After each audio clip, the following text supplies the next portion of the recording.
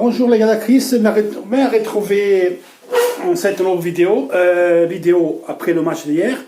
Il n'y a pas grand chose à dire de nouveau, ce que je veux dire chaud, je vois pas. On a pris un but d'afoutique ça, on met comme ça. Quand tu gagnes 1-0, il reste 4 minutes et tu as au corner de l'équipe adverse, tu ne peux pas prendre un contre comme ça, parce que bon, Dalbert il dégage, il ne cherche pas le jeu, il lève même pas la tête basse, il dégage plus fort qu'il peut. Godin, il essaie de faire une intervention pour anticiper Boateng.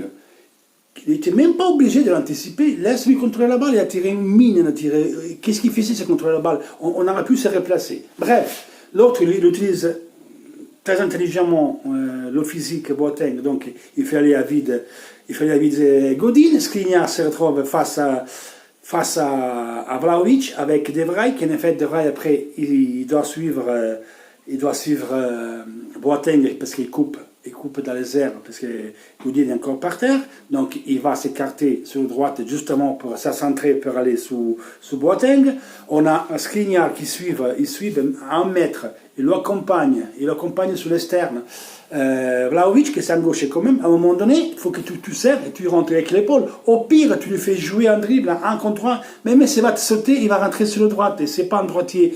Et dans ce moment-là, il y avait Yagoumé qui était temps de revenir, et d'autres joueurs, on aurait pu le contrer. Voilà. Et donc, couillon Godin, et couillon surtout Skriniar, et couillon nous, à prendre un but comme ça, parce que ça n'existe pas qu'une équipe qui va quand même devenir grand, et on ne peut pas prendre un but comme ça. Ce que je vous apporte là, c'est que ce n'est pas le premier but que l'Inter reprend cette année, les 10 dernières minutes. Ça fait 7 buts. Brescia, dans les 12-13 minutes finales. Comme Brescia, parce qu'on a pris un but à 11 dans la fin. Hein? C'est Skriniar qui avait marqué. Comme Brescia, con Sassuolo, Boga, con la Fiorentina, hier, con la Juventus, et 3 fois con Barcelone. À l'aller et au retour. Ça fait 7 buts dans les dernières 12 minutes. Donc il ne peut pas être qu'une casualité. Il y a un gros problème en phase défensive. Hier, on a vu que jusqu'à quand Bastoni il est resté sur le terrain avant qu'il se blesse, ça sortait mieux la balle. Parce que les techniciens, bon, ils peuvent faire des erreurs de temps en temps, Bastoni, les jeunes, mais techniquement, l'effort, il sait jouer la balle. Et la balle, ça sort beaucoup mieux de son côté. Que quand là-bas, il y a Skriniar sur la gauche. Parce que Skriniar, c'est un droitier. Mettre à gauche, il va en difficulté. À mon avis, si tu es le coach, Bastoni, il jouera quasiment tous les matchs. Si je peux le faire jouer, parce que c'est le seul gaucher qu'on a. Arrière central gaucher, c'est important de le voir. Malheureusement, Godin, c'est un grand joueur, tout ce qu'il a, Charles Agaro, tout ce qu'il voulait, mais à 3, il ne s'adapte pas, et ce n'est pas une première erreur qui nous combine en cette manière. Alors, ou tu vas et tu rentres pour prendre la balle, ou tu ne vas pas. Voilà. Là, hier, tu as dû temporiser. On a des joueurs d'expérience. Les 2 joueurs d'expérience, c'était 2 gros couillons hier. Couillons dans le sens bon. On s'est fait avoir comme des détents. Par un garçon qui a 19 ans. En tout cas, ça n'existait pas. Donc, mis à part ça, et c'est une chose que je dis, 2. Borja Valero, comme hier a parlé en conférence de presse avant le match, je savais très bien dans ma situation que je ne faisais pas partie du projet du coach. Mathieu restait parce que tu t'es tu, et je me suis mis toujours à travailler très fort à l'entraînement. Ça déjà, ça montre la professionnalité de ces mecs-là, par rapport à d'autres joueurs que je ne vais pas faire nom. Je fais l'exemple, Politano. Franchement, Mino, mais comment tu es rentré hier? Tu dois rentrer avec la rage, avec les yeux de tigre, d'avoir envie de tout casser pour montrer au coach qu'il peut compter sur toi. Putain, c'est 3 matchs que tu rentres, 3 matchs que tu n'as pas envie. Et bien alors, qu'est-ce que tu veux que je te dise, moi? Je sais pas. Birag, il n'a pas fait grand-chose. Oui, il a fait 2 centres, mais Birag, avec tout le respect, j'aime ce garçon, il vient de l'Inter, mais il ne pourra pas jouer à l'Inter. Donc, les autres couloirs, il faut encore refaire. C'est ce que je rapproche à Conte, parce que Conte, on ne peut pas dire Mito c'est un dieu, on ne peut rien dire à Conte. Non, on peut faire des rapproches à Conte. C'est la rotation manquée en plusieurs matchs de Borja Valero. Parce que quand tu commences à perdre Sensi, Barella, Gagliardini qui se fait mal musculairement, Vecino qui se fait mal musculairement, même si le mec ne rentre pas dans tes projets, à un moment donné, fais-le rentrer 5-10 minutes, fais souffler Brozovic 5-10 minutes, fais souffler Sensi 5-10 minutes, peut-être il ne serait pas blessé, fais souffler Barella. À la fin, Pendant 12 matchs, il n'a pas joué en 5 minutes, il a fait 3 minutes contre Dortmund. Après, quand tu n'avais plus personne, parce que tu n'avais plus personne, tu avais deux milieux, plus Borja Valero, tu l'as fait jouer. Et qu'est-ce qu'on vient d'apprendre quand Borja Valero joue? Oui, il a 35 ans, mais 35 ans, il tient encore les matchs. Je ne dis pas qu'il doit jouer tous les matchs, il ne peut pas jouer tous les matchs. Mais hier, il a fait 85 minutes, il est sorti parce qu'il a eu un problème au mollet. Mais putain, le meilleur sur le terrain avec Brozovic. Et Brozovic, on a vu que putain, il peut s'échanger la place comme on fait Consensi. Bien sûr, après, il n'a pas la rapidité, mais un ballon, tu ne lèves pas la balle. Vous avez vu hier le but qu'a fait Borja Valero, il a fait un but à Lautaro Martinez hier. Il a fait des jouets, des trucs fantastiques. Donc, on pouvait l'utiliser dans les rotations, coach. Et là, c'est une faute que tu as aujourd'hui. Même si c'était pas un joueur que toi comptais sur lui, mais un mec qu'après, quand tu as les joueurs à compter, tu auras dû le faire jouer un peu plus. Idem dit Marco. Maintenant, voir en ce moment comme il joue Viraghi au Lazaro, pourquoi pas essayer de Marco. Donner une chance de 10 minutes, 15 minutes. Mettons, on va le voir jouer en Capitanie, je suppose, toujours s'il ne parte pas, parce qu'il devrait partir à mon avis. Donc maintenant, on arrive à la trêve.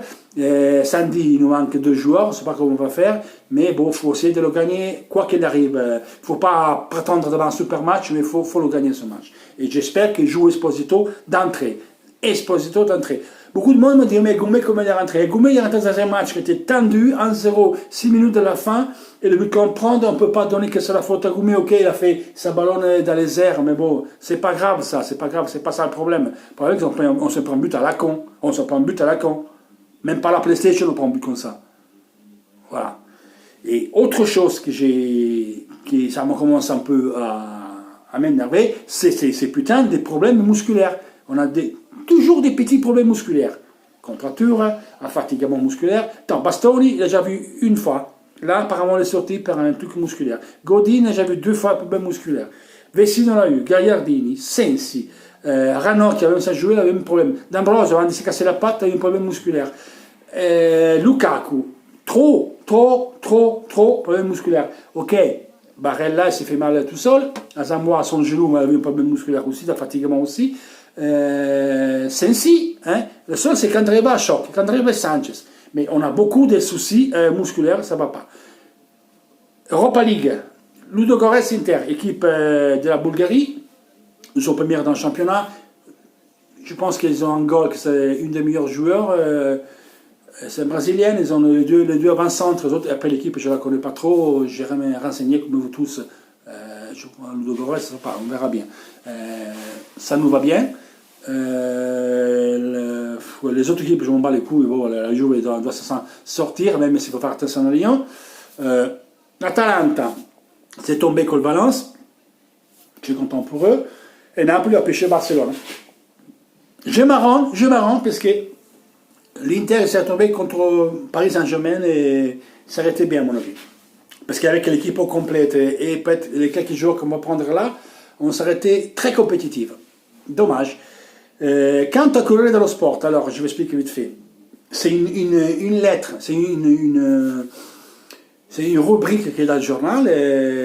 On donne la parole au lecteur du journal et en fantomatique personne de Bologne. Alors, mettons, ils disent qu'eux se la mail, mais ils ont caché pour ne la pas montrer, qu'il a mal parlé de l'Inter, surtout des comptes très offensifs. Ouais, tu pleures tout le temps, équipe B. Et patati très offensive. Et la personne, Italo Gucci, qui c'était une journaliste, déjà qu'il a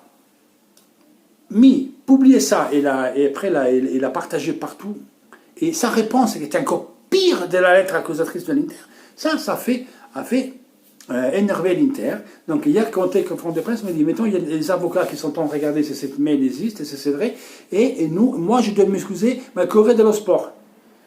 Mihajlovic va en conférence de presse pour dire qu'il y a un cancer, et eux, qu'est-ce qu'ils font? Le directeur qui s'est ami comme ça de Mihajlovic, et anticipe tout le monde et lui dit avant qu'il lui fait la conférence de presse. Pour dire le mec, Lubek Fredai. Attaquer l'Inter pour l'histoire des Esposito, alors que l'Inter n'était absolument pas obligé à donner le jour, parce que la Coupe du Monde, moins de 17 ans, c'était pas mis dans le calendrier de la FIFA. Donc c'est l'Inter qui voulait. L'Inter l'a gardé parce qu'on avait des blessés, et à la place, ils ont pris Gnonto qui doit être remplaçant des Esposito de la Primavera. Donc la Primavera est restée sans un joueur. Okay. Après le Black Friday, Après, ils ont cassé Lukaku, et bidon, pataton, et qui peut le mettre? Italo Gucci, je vous dis simplement, c'est qui? C'est un mec qui, à l'époque du scandale du foot en Italie, avec la radiation des Moggi, une soirée, à la sortie d'un restaurant qui s'appelle Tullio à Rome, il a été filmé prendre des cadeaux d'emoji par 2 policiers filmés par la gendarmerie, qui donnaient des cadeaux de Noël, des Rolex, à lui et à Sposini, qui était le directeur de la chaîne de Berlusconi, Canale 5. Okay? Toujours les 2 policiers qui étaient filmés par les gendarmes, parce qu'on était en régime d'enquête, donc personne ne savait rien. Et si les bien informés de la Juve, les supporters de la Juve, c'est nous qu'on a fait cette enquête-là. Et après, il dit que nous, on était en prescription, parce que nous, on faisait simplement, on se faisait filmer et tout, on a déclenché l'enquête, et en même temps, tant qu'il y avait l'enquête, on faisait une initiative sportive, en plus, on trichait pour perdre, dans l'imaginaire de ces mecs-là de la Juve. Mais la bouffe enculé, mais vous êtes fada, quoi, vous êtes fada. Les 2 mêmes policiers, 2 jours avant, toujours filmés par la gendarmerie, escortés sous des voitures de l'Italie statale, des escortes pas autorisées, Moggi et Capello de l'entour de la Juve, per aller chez un dentiste à Rome. Et tous ces journalistes-là, Cucci, Sposini, une autre qui s'appelle Tosatti, qui maintenant est décédé, Scardina, qui était de la RAI, Lanese, ex-arbitre, qui à l'époque il faisait l'émission Il Processo de lundi, le procès de lundi, où il analysait les matchs, on faisait voir les replays, comme ça se fait en Italie, que c'est pas après, c'est le bordel. Moggi, il appelait tous ces journalistes-là, Damascelli qui était à Sky, et Melli qui travaillait dans un journal de Rome, tous ceux-là de Turin, et encore, tous ils avaient la puce qu'il a donnée téléphonique. Moggi, il parlait avec lui, il l'appelait, il disait, ouais, il y a le tour de l'Inter, c'était pas penalty, dites que c'est pas penalty, tout est piloté. Voilà ce qu'est Gucci, c'est une grosse merde. Donc il y a tout un système contre l'Inter. Toute la presse, vous devez savoir, toute la presse, même Repubblica maintenant, qui c'est un genre que je prenais beaucoup des fois par Verde Nobel, Panorama et La Stampa, ils ont été rachetés dernièrement par une société qui fait référence à Exor. Exor, c'est Agnelli. C'est la Ferrari, c'est la Juventus, c'est les Autoroutes d'Italie. Agnelli a toute la presse italienne. La Gazzetta dello Sport, un journal de Milan, maintenant qui est pris par Exor, hier il a attaqué l'Inter. Addirittura ho mentionné Mao Zedong. L'Inter a perdu son esprit. L'Inter, quand il perdait, en tout cas, il était une équipe sympa. Maintenant, on a perdu son esprit parce qu'on a annulé la conférence de presse. Mais alors, je vais dire une chose. Article 21 de la Constitution italienne.